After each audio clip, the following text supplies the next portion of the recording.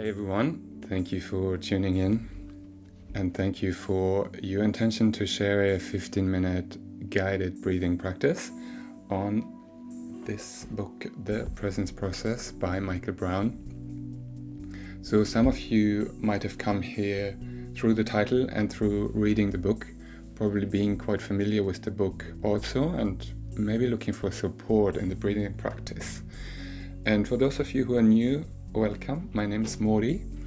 Usually I teach a yoga asana practice and some contemplative meditations.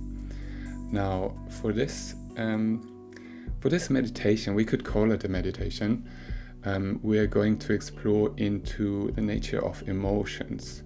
So in this book, I show it once again, it has been incredibly helpful for me as a man, and that's probably not only exclusive for men, but I haven't really learned, let's say in high school, how to connect with emotions or how to find acceptance with my emotional world, so to say. And this book was a great tool for me to learn about cycles, emotional cycles, and connecting also emotions to maybe, what can you find? Different traumatic events in childhood that all of us hold.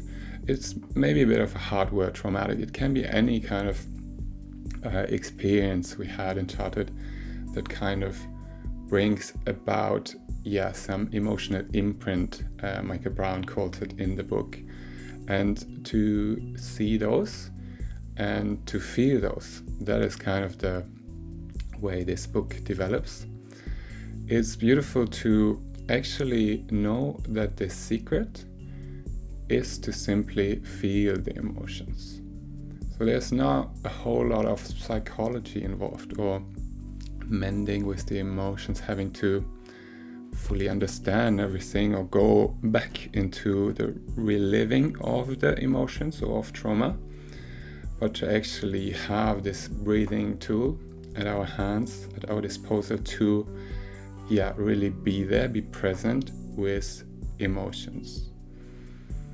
So just a quick connection why I link this also with yoga practice. It is quite clear for me that when we practice yoga asana and when we have our own sadhana, we do work with emotions by kind of bringing up restrictions. So in yoga practice, we move physically, we move the body, but we also engage a lot in breathing.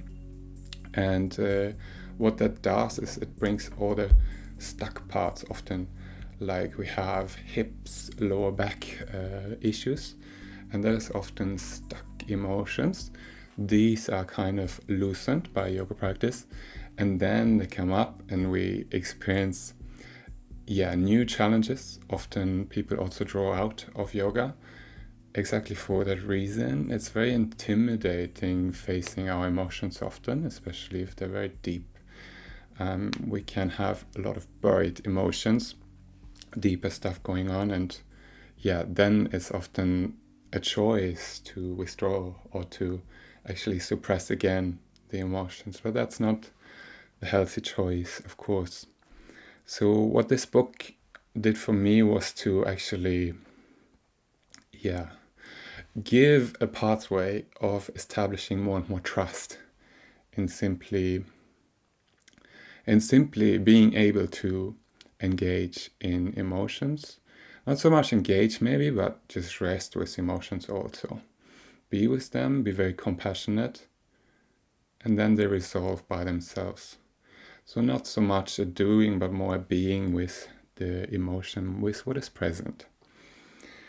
So let's see what the process is about. So I don't want to explain the whole book. It's definitely a good read. So if you want to look into that, I will provide a link for the book.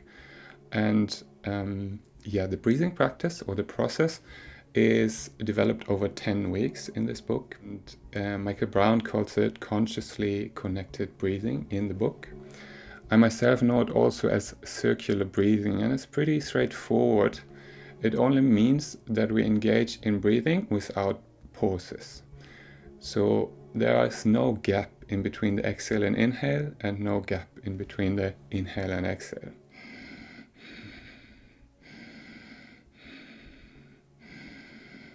So it's like that. And we will do it together now for 15 minutes. And again, those who are familiar with the book and have maybe already started the process, you will know that this is not the easiest thing in the world. Actually, it's really, really tough to go through and to commit to these 15 minutes also. But for me, in my own experience, the commitment to it is actually another important key to really set the intention of going through. It will be possible that it is quite emotional during these 15 minutes. There can be a lot of resistance. And what we want to do is to actually just keep the breathing connected. And I found this interesting. I went swimming yesterday. It's quite a big lake. And I went into the water. And when I was on the stairs to go in, I actually thought to myself, wow, I trust myself that I can swim. I go in this big, big body of water and I won't drown because I know I can swim. So maybe this knowing of that I can breathe is very helpful. It is possible to breathe. We can release the intensity, but we will continue breathing anyways. Even though if we need to cry or scream or feel like we want to move out, it's a good idea to keep seated, finding a good seat. So we can start this together now. Finding your seat, a straight seat.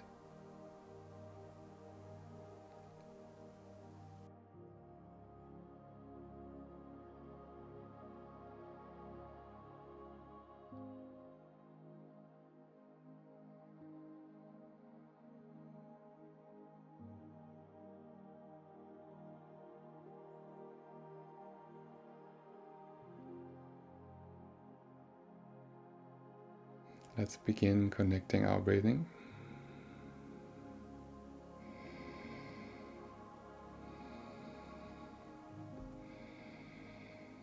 And then we start the 15 minutes now.